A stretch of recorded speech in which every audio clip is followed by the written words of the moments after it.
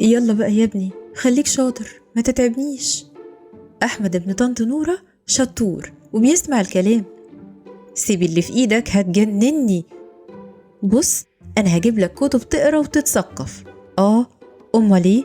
شفت أحمد ابن طنط نورة كل يوم ما شاء الله بيقرا، ده بيخلص كتاب في الأسبوع.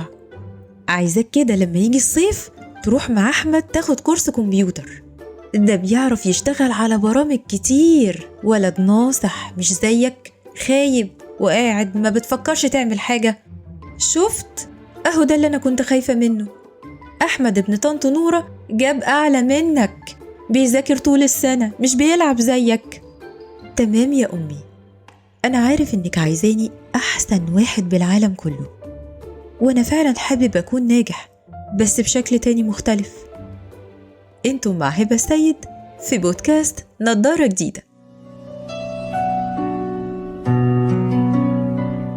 النجاح مش اسمه أحمد، النجاح مش مقارنة، النجاح مجموعة عوامل وظروف وقدرات وإمكانيات. ساعات بيلجأ الأب والأم لجو المقارنات، مفكرين إن هو ده الحل عشان ابني يتغاظ ويتفرس ويشتغل على نفسه ويبقى أفضل. استنوا، أفضل من مين؟ وليه؟ وليه يبقى أفضل من الشخص ده بالذات؟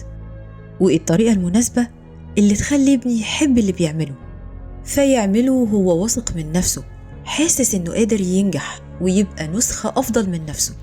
أخطر حاجة ممكن ندمر بيها ولادنا ونخلق عندهم صراع نفسي داخلي، إننا نحبسهم جوه قفص المقارنة، ويفضل ابني يعاني من غير ما أحس، ويفضل نجاحه عقدة أو طار بايت بينه وبين حد ولازم ينجح في المسابقة اللي فرضتها عليه.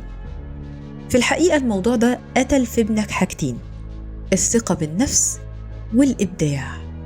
بلاش تخليه نسخة من أحمد، ربي إن يكون هو القدوة، حتى لما هو يبقى عايز من جواه يتصارع مع حد فهمه إن نجاحه هو قصته، هو اللي هيرسمها ويلونها ويبدع فيها، مش قصة أحمد.